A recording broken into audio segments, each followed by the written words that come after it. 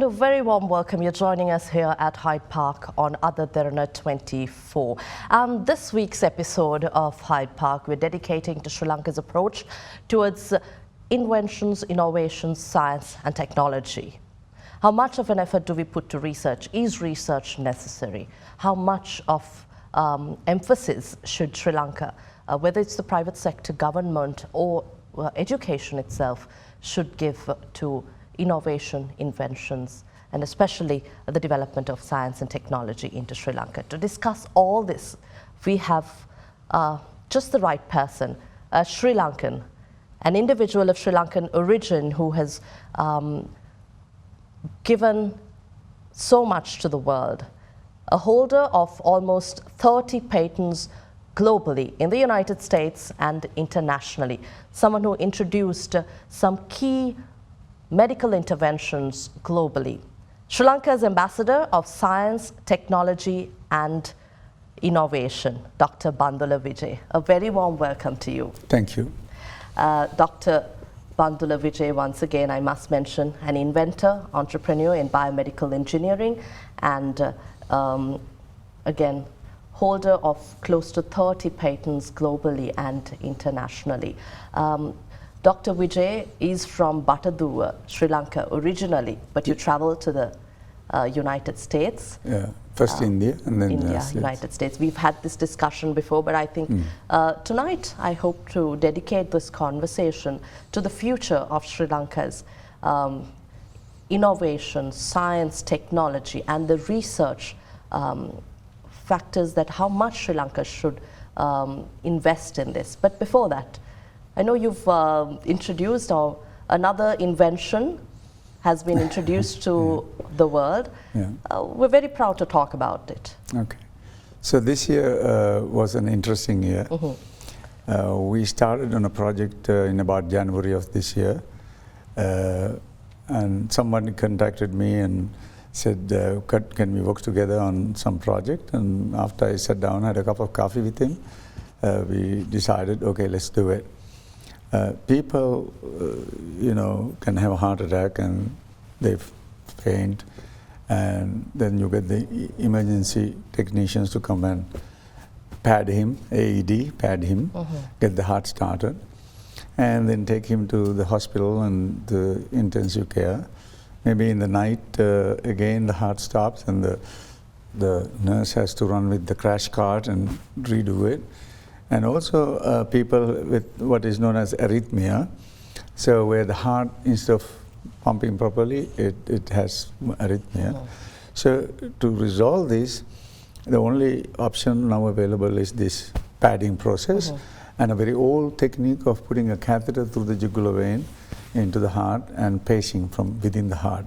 This is a very interventional procedure. You have to be a trained doctor to do this. Right. So we came up with this idea where we put a tube through the nose into the esophagus, and we can pace the heart through the esophagus, and which is very close to the heart. Actually, it touches the heart.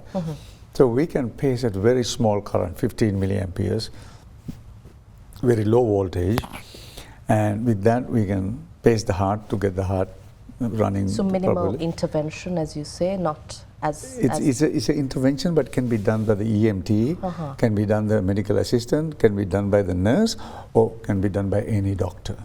Not a highly trained doctor, just a regular doctor can do it. And we can keep the patient in this one, send him to the ICU, and in the night or some of the time, again, if you develop arrhythmia, the catheter senses something is wrong, and it captures the two technical terms, that is sense and capture, and so bring the heart back to what is known as sinus rhythm, which is you see the EKG going properly, rather than EKG going like this. So this is something that never have been done before in the world. So this is the first time. Can I show it to you? Of course. Again, a first from someone from Sri Lanka, and that is you again.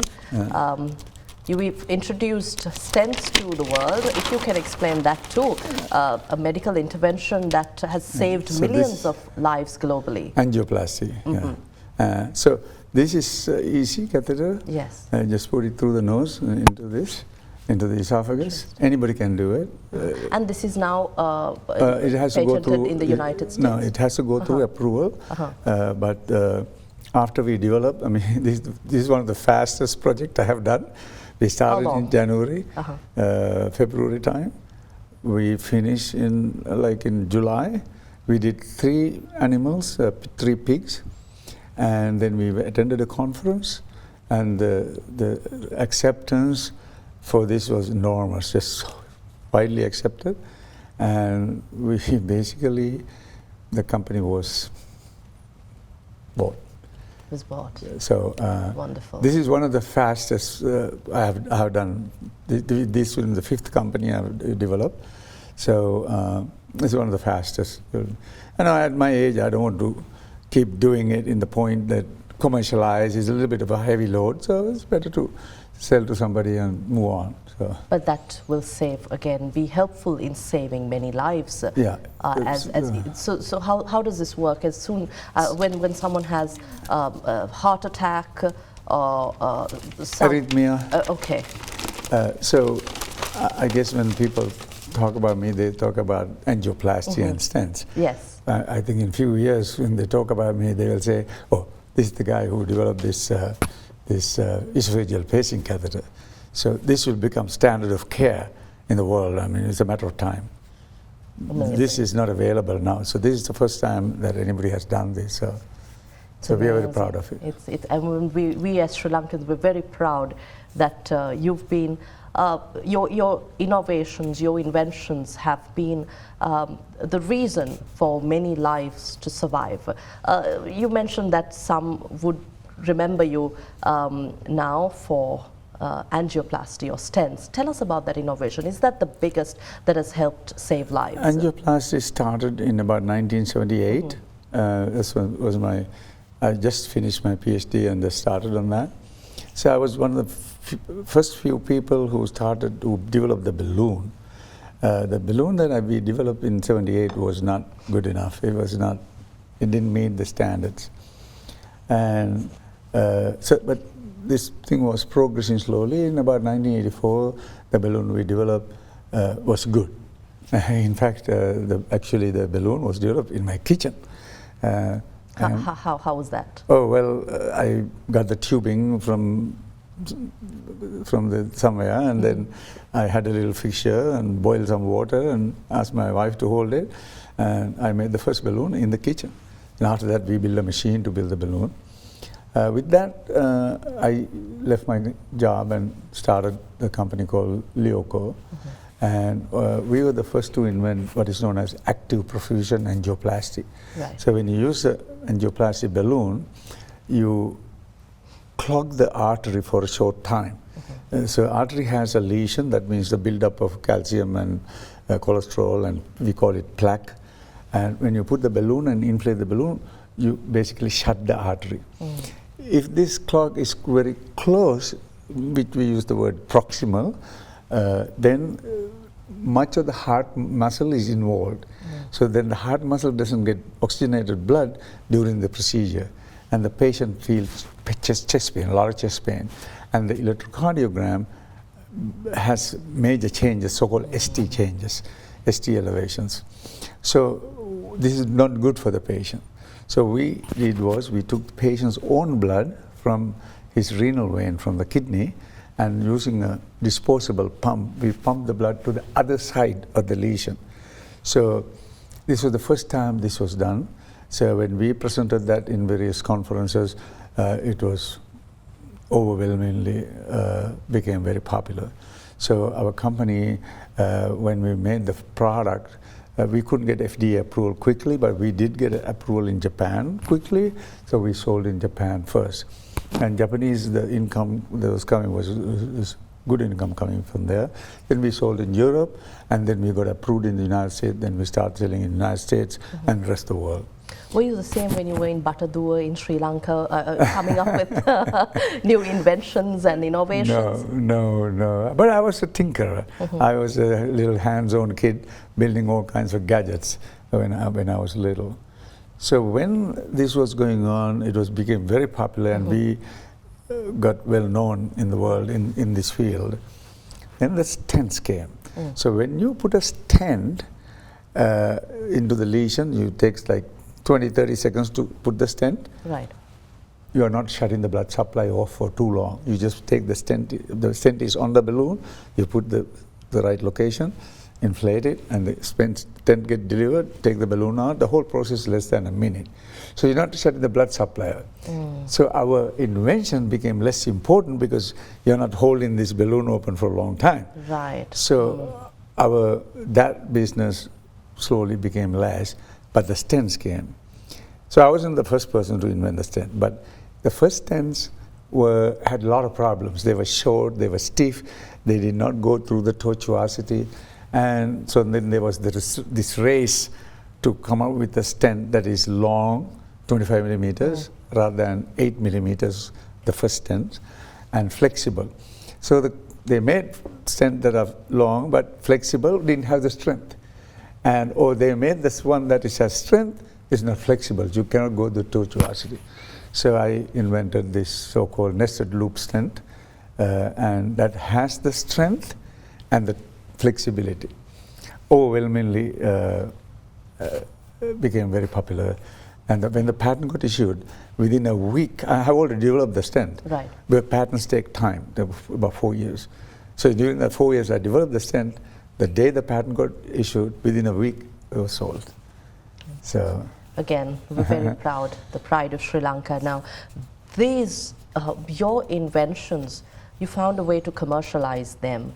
And in Sri Lanka too, do you see the potential for young people and their inventions there to become commercial products that would actually be utilized and have a greater commercial value, just as your inventions have?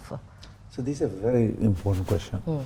And this is a question not only about Sri Lanka, it's everywhere in the world.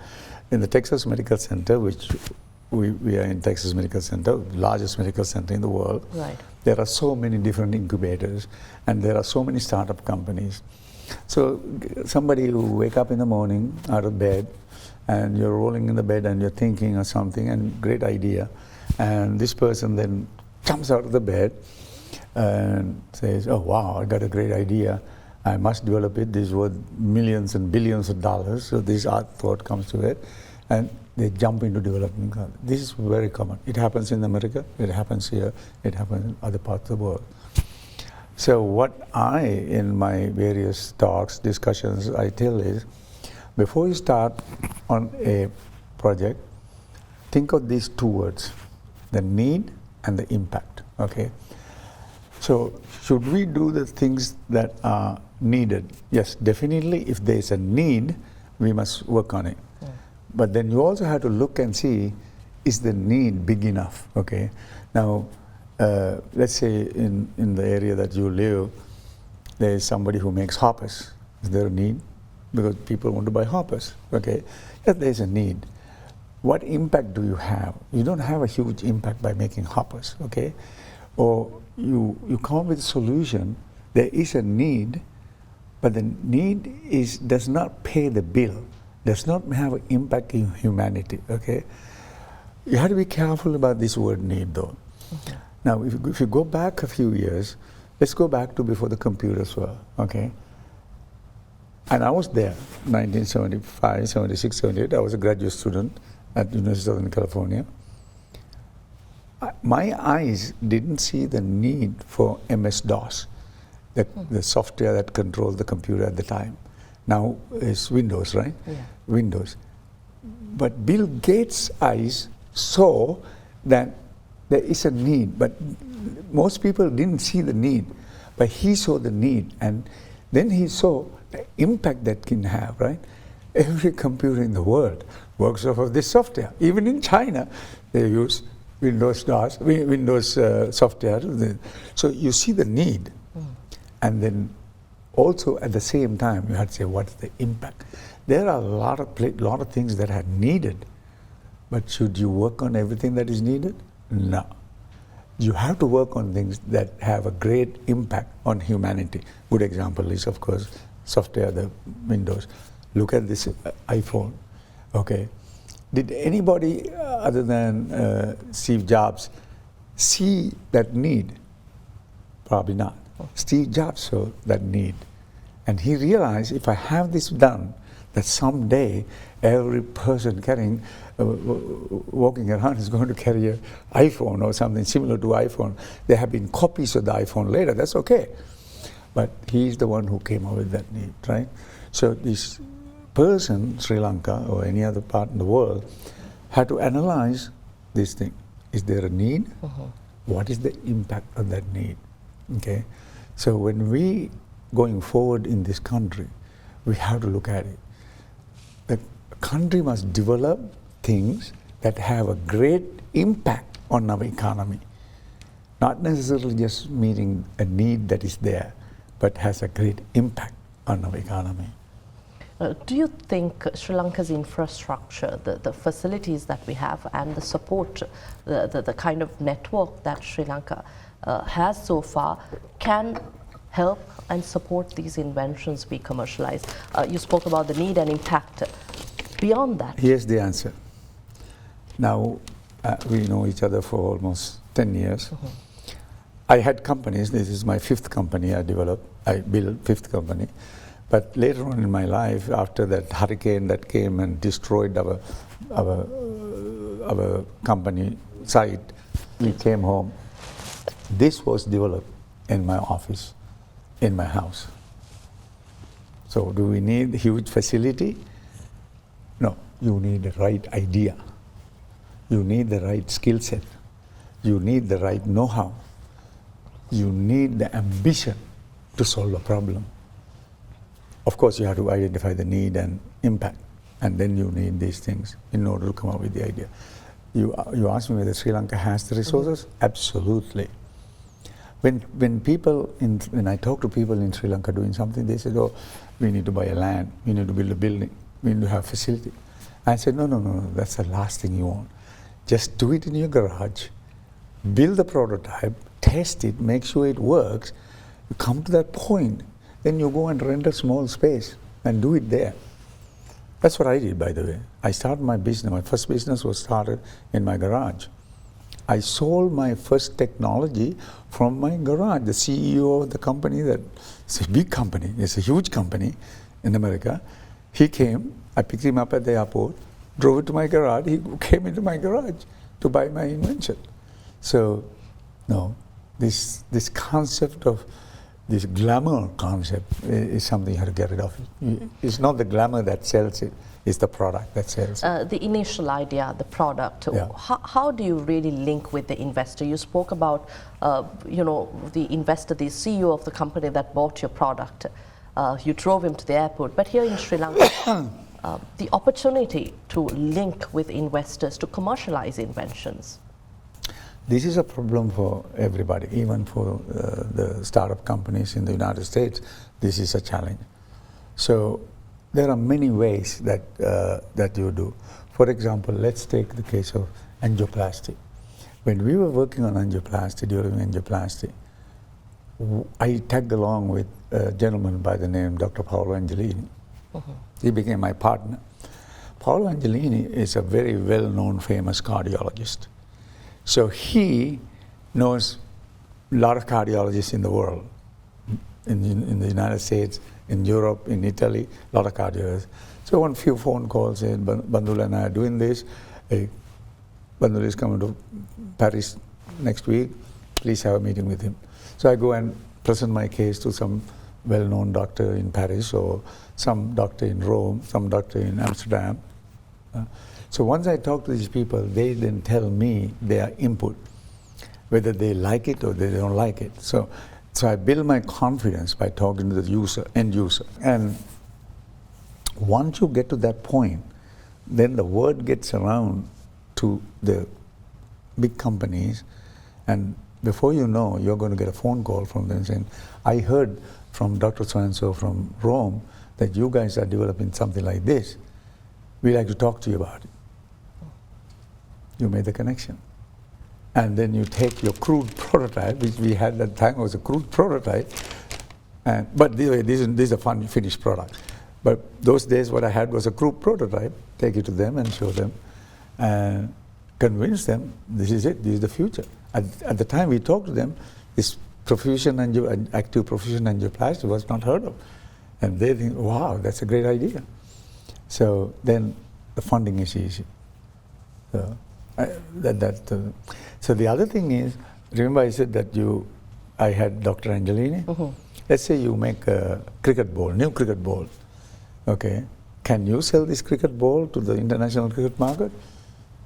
Not easy. But you make a connection with Mudalitaran, convince him, hey, look at this cricket ball. He tries a few times and says, yes, this is a great ball. What's special about it? And you convince Mudalitaran, and he says this is a good ball, the rest of the international world is willing to listen. So you need a promoter, influencer, to promote your idea. You've just simplified your approach to us here in the layman's term as well. So thank you for that. I also like to talk about the new government's statements recently about the approach to making Sri Lanka or seeing a significant transformation in science and technology, and the emphasis on research. The President himself said a significant leap in the field of scientific research is necessary, and digitalization and building a digital economy. I'd like to talk about these areas, especially with you, Dr. Wijay. Yes, government after government, they have spoken about research, the allocation of budgetary allocations for research and development, which is significantly low in Sri Lanka. But what would your approach be? Is it research or is it investment into certain areas of importance? So you're asking a complicated question, but I will have to answer it halfway now and halfway later. So the Sri Lanka, one of the things I suggest is branding. You have to brand the country. So if you go to London, get off the airport, go to a coffee shop, you're having your coffee, somebody says, oh, where are you from? And you say, I'm from Sri Lanka. And the Englishman would say, oh, they have great tea. We have branded ourselves in tea. Now you took the next step, you went to Europe somewhere, back again in that some coffee shop, somebody asks, where are you from? And you say, I'm from Sri Lanka. Oh, what a beautiful country. You have great beaches, beautiful mountains, and waterfalls. One of the most beautiful islands in the world. We have branded ourselves as a tourist destination. This is great that we have done that. It's incredible that we are very well known for our tea, for our beauty. But we had to go beyond that. We had to brand ourselves as a leader in some sort of technology. Okay. What do you suggest? Okay. From tea to let me give some examples. Okay. Now we have a huge IT industry. What we do in this IT industry is we serve some companies in the world. We basically write code and sell the problem, and then we sell to just make some little bit of money, which is great. It brings dollars to the country. That's great. But what we need to do is not serve Google, but become Google. So instead of serving Google by doing this coding, let's become Google. Are you saying develop new apps and new things that had not been done? Think of Uber. 10, 15 years ago, I don't remember the exact date, there was no Uber. Okay, and somebody wants to go from here to there, and there's some guy with a car here. The Uber put this passenger and the driver together. Look what impact that Uber has in the rest of the world.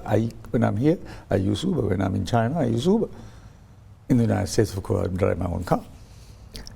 But that concept of Uber changed the world, right? You have to come up with a concept that can change the world. Let's say you develop a system of using artificial intelligence where you can find where the fish is in the ocean. You develop this tool, you use various satellites or whatever, and you know exactly where the fish are.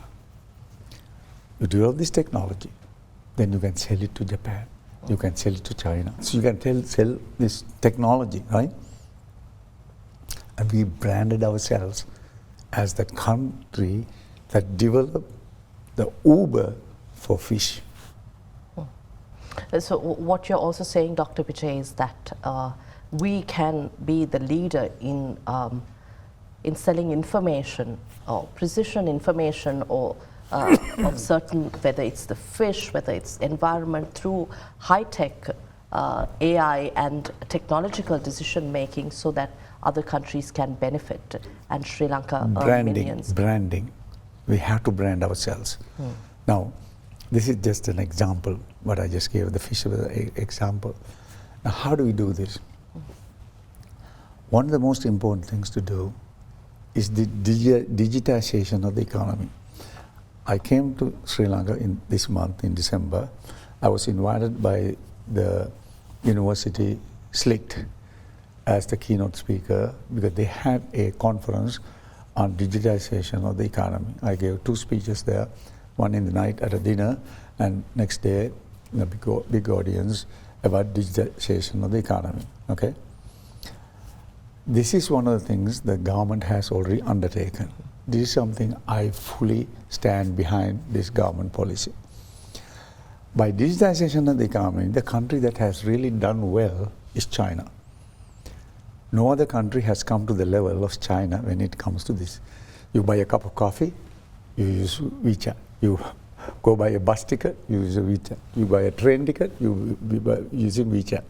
So it's very well digitized.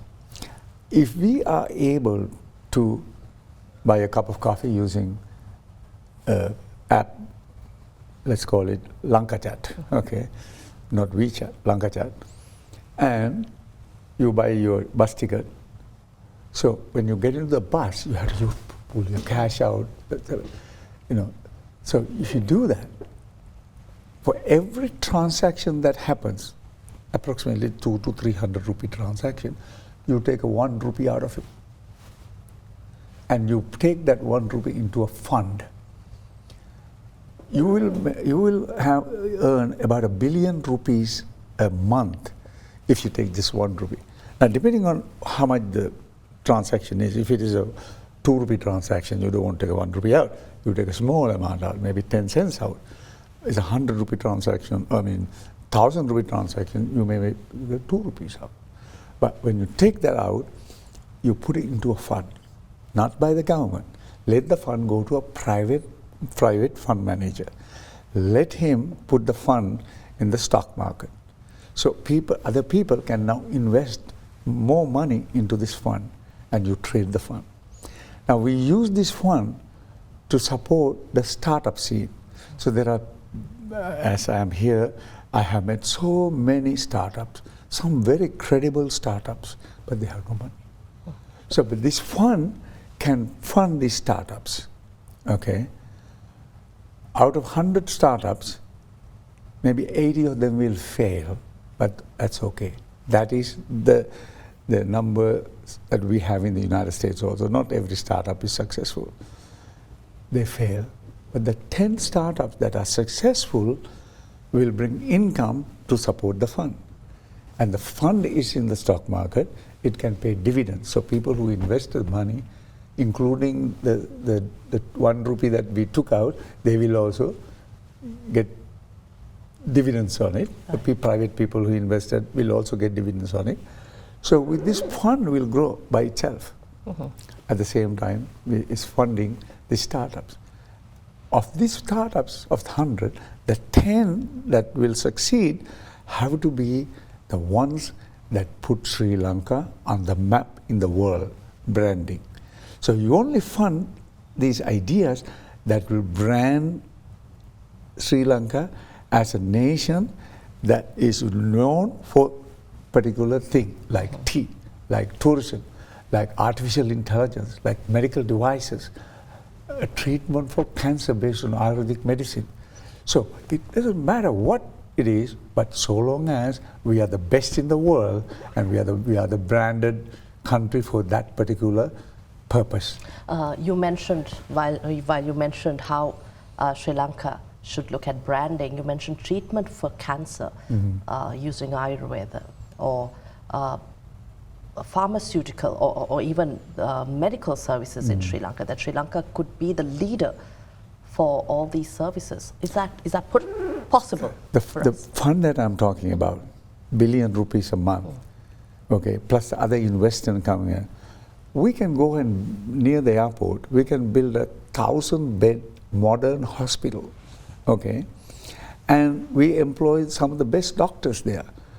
And the doctors that we cannot find in Sri Lanka, we can bring them from India, from Pakistan, from the United States and other countries, good doctors. And we say, you can come here and get a bypass surgery for $5,000. You can come here and get your stent for $3,000. You can come here and get your kidney transplant for $2,000. So we start branding ourselves. There will be medical tourism. But in order to have medical tourism, you have to have a high quality hospital, talented doctors, right? But you need money to do that. That money comes from the digitization of the economy. You take a rupee out of that. For every transaction, you take a rupee out and create a fund that will support this kind of thing, medical. We will be like Singapore, we'll be like Thailand. Oh, we'll be better than. Look at where we are. We are so close to the Middle East. We have one flight from London, one flight from major European destinations. Chances are nobody will come from the United States, too far. But we will have people coming from other, provided we provide good quality medical care at a reasonable price. It can be done. To do that, we need money. How do you get the money? Digitalization of the economy. You have a very clear idea, a plan, and I think I intend discussing this right after the short break. Do stay with us. We're in conversation with Dr. Bandula Wijay, Sri Lanka's Ambassador for Science, Technology and Innovation.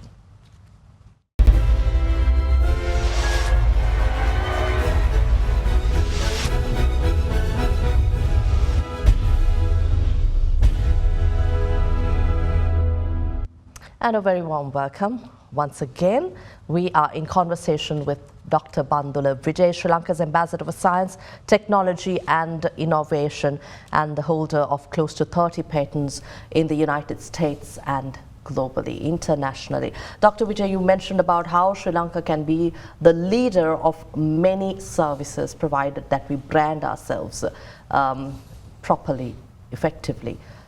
Let's talk about how we can really instill the culture of whether it's entrepreneurship, innovation, at a very young age, so that that becomes second nature to us.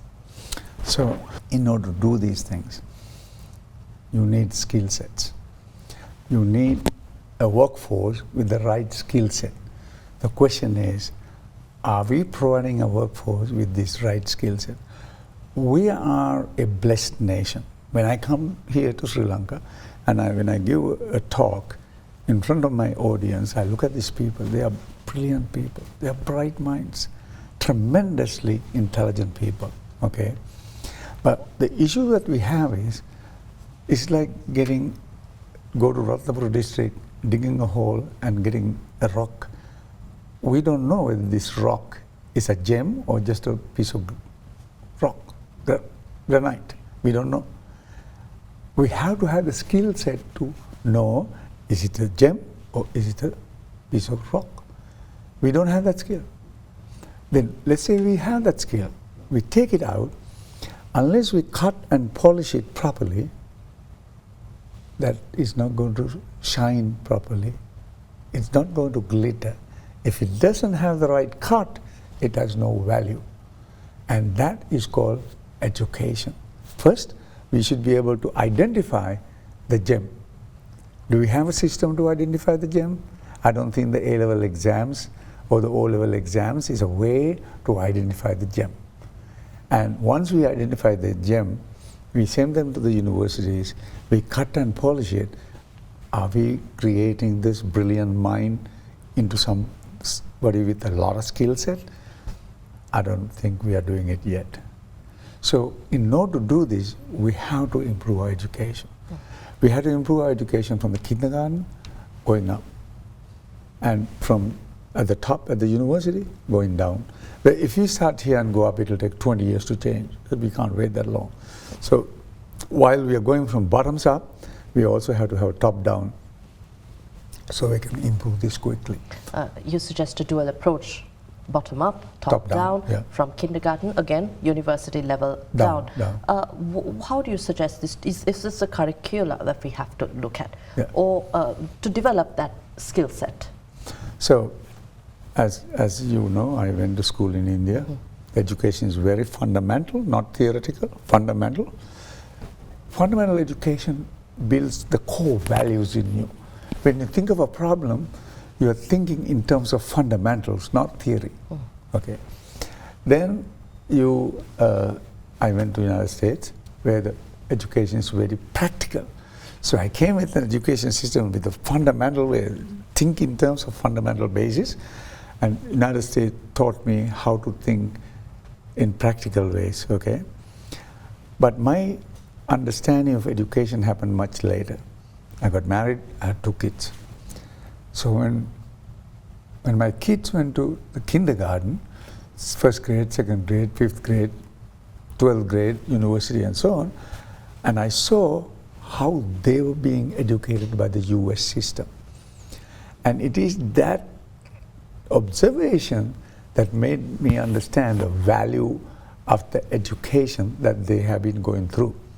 My own education, yes, I was studying to get my education and so on. I didn't look around. But here I saw how they are getting educated. It is that education that makes a difference in America. Okay. If you think about anything, that your cell phone, there's cameras, this anything you can think of in this world is invented, developed in the United States. I mean, think about anything. Internet.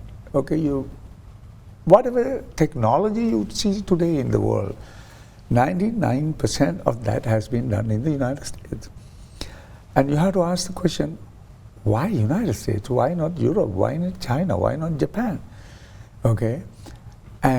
But it was done by those immigrants, the people who came from China are the first to come, then the Japanese came, and of course the Europeans were the first to go to conquer the United States, but after that the Chinese, after the Japanese, after the Indians and people like us. So we immigrants went there, we played a part in it, okay?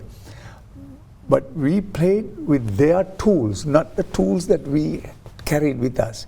So when I went from Sri Lanka, 1974, 50 years ago, I carried a bunch of tools, but that I had to throw away, and I started using their tools in doing what I have done, okay? But everything was done there. The question you have to ask is why? And that is because of the education. We have to mimic that education in Sri Lanka, use the US system. I have been trying to convince to use the US medical curriculum. I have not been successful yet. I have been telling people to use the engineering curriculum. I have not been successful yet. But we must use this problem solving, critical thinking. When you talk to the academics here, they also use these same words. But when you watch a game of cricket, there's one bowler who bowls a certain way and he gets the batsman out. The other bowler bowls also, he doesn't get the batsman out. Both are bowling the ball, right? So, but you have to use the right way to do the bowling. So that critical thinking and problem solving education, although you can say we do it, but you have to do it in that way that we are doing in the United States, and then build this skill set. Along with that, one of the most important things to teach is ethics. So ethics. From the kindergarten onwards to the university, you must teach ethics. Now, to give you an example, in my own case, every year I'm required to have a continuing education of 15 hours of continuing education. In me, I have to do it. Every doctor, every engineer, every lawyer has to do it in America, okay? To keep your license. Okay. Okay. So, one of these 15 hours is ethics. The 14 hours I learn on technology, science, medicine, is I just listen to it, I have satisfied the need. That 1 hour ethics that I take whatever ethics I take, I have to take it and I have to take a test to pass the ethics. That's how important the ethics is. You've spoken about a lot of important aspects, from improving our education to inculcating ethics in the system. When you travel to Sri Lanka, you speak to a lot of students. You conduct many lectures and speak to our students, whether it's engineering, biomedical. What's your takeaway about the aspirations of these young people in Sri Lanka? Because there has been a major brain drain in the country as well, and there are some of these professions who maybe travel overseas but not to continue in their same profession, but they engage in other probably other professions to retain this these academics in the country, and also to utilize their knowledge, their know-how in a more efficient and effective way to develop our country. How do you understand this problem? So when I talk, when I come here, I give multiple speeches. I talked at the NSF, I met a lot of students there, and yesterday and today I'm teaching a course on medical device development. And these courses are all free of charge. Free charge. And I meet a lot of young people. So one thing is very clear. These students are very bright, very smart students. In fact, I do the same thing in America, I see the comparison. These kids are really, really smart. But what is lacking is they don't have guidance. Nobody has talked to them about the need and the impact. Yesterday, a doctor came to me and presented some idea. And he has a brilliant idea. Will he be able to buy 2 cups of coffee? I doubt it. But the idea is brilliant. Should he do it? Yes, he should do it, because it serves humanity. If he solves the problem, it helps the people. So he should do it. Forget about buying 2 cups of coffee. Let's do it. So we have brilliant people, but they need some guidance. The industry people in Sri Lanka, the people who are very successful people in Sri Lanka, they must take some of their time, come to these places, devote and donate their time to help these young people so that they can come up. Just like what I'm doing right now. I'm spending 2 days telling them about this. That's a contribution I can do. And similarly, other people who are in this kind of positions should also contribute. That alone is not enough, but you have to have the system we talk about: education, top-down, bottoms-up, change in education, critical thinking, problem-solving education, ethics into it. So the raw material has to be prepared properly, you know, and only if you have that raw material, proper raw material, somebody from here can come and help them to grow. If the raw material is not there, it's not going to grow. Right? You have to do both. Okay, so I think to answer your question, yes, we have the talent, we have the skill set, but it needs to be improved, and give them money, give them funding through that idea that I came up with, so that they can develop this idea, come up with solutions that the world says, wow, Sri Lanka produced a drug to cure breast cancer by using this drug. Okay. It's interesting. I would love to talk to you more. Our producers tell me that we don't have much time on the program. Finally, Dr. Wijay, I know you spend a lot of time traveling to Sri Lanka and back, and while you're here too, you speak to a lot of young people, students, whether it's professionals or students alike. You share this knowledge and your expertise. What more can you do from while in the United States, and how can we utilize this knowledge to develop the country? You mentioned about branding, and what's your message to other authorities as well? This is one of the most very important questions you have asked me. Sri Lanka needs new thinking. I think the government is open-minded for this new thinking. But in order to get this new thinking, what I suggest is, go to the United States, find 5 or 6 people who are established, brilliant, who have proved that they can do it, and they can do it in the United States. I can throw you some names, but I'd rather not. They say you take 5 people in the United States who have gone to school, come out of the school, became inventors, entrepreneurs, built companies, sold products, won awards, who are recognized. Like there's a gentleman, his name is Sri Lankan. Obama gave him a very important award to him. There's kind of people like that. That kind of people, 5, 6 people. Then you come back home, then you find people who have done similar things here. Okay, don't like to mention names, but like the people who make the electric car, or the people who sell billions of dollars worth of garments to rest of the world. There are people who have done these things here as well. Get 5 people from here, 5 people from the United States, bring them together, make a think tank. So this think tank now will come up with ideas that what path should we take in order to propel our country forward in technology, in medicine, okay, in education. Think about it. Why can't we start a top-notch American curriculum using medical school in Sri Lanka? We allow students from the rest of the world to come here to learn, bring foreign exchange. And we train them, 200 students a year, we have good income, good reputation. And when you go and land in New York City, when you go to the coffee shop, and the guy next to us, how are you, where are you from? I'm from Sri Lanka. Oh, that's where you had that medical school, right? Branding. Mm-hmm. This is what we have to do.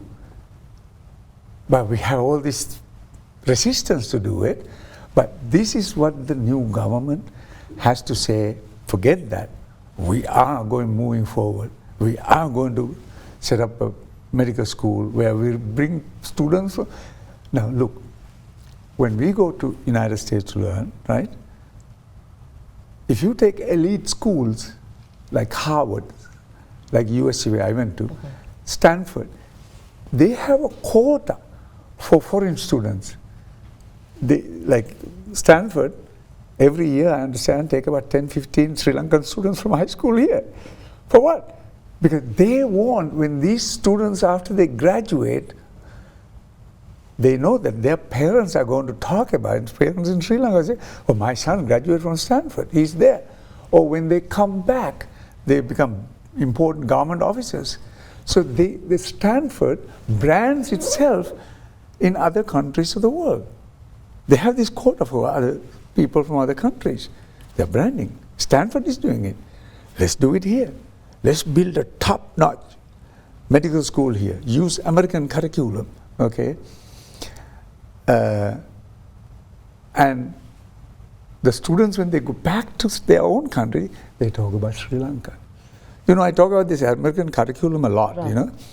So in the medical school, American curriculum, when a medical student enters the medical school, on day 1, he's in the clinic, not 3 years later. On day 1, he's exposed to clinical conditions, the patients, on day 1. So theory and practical together. And they do what is known as an integrated learning system. If you learn about the cardiovascular system, they learn about the cardiovascular system along with the lungs, along with the anatomy, all together. Mm-hmm. How does it function together? It's called integrated learning system. That's what we use in the United States. In using problem-based learning. So integrated learning system, or ILS, problem-based learning, PBL, is inside that. Okay. So they learn the ILS using problem-based learning, PBL, you know. That system builds a medical student, eventually a doctor, who knows how to think when something is wrong in the heart. He's not only thinking about wrong in the heart. Oh, well, how's the lung involved with it? How's the anatomy involved with it? All that is learning from day 1. not after 3 years. This is what I want to bring to this country. That's all the time we have, unfortunately, on the program, but thank you very much, sir, for your time here at Hyde Park. You've shared much, and this conversation has been not just your opinion, but all about solutions to develop our economy. Thank you very much for that time, and I look forward to yet another discussion in the future when you return to our country.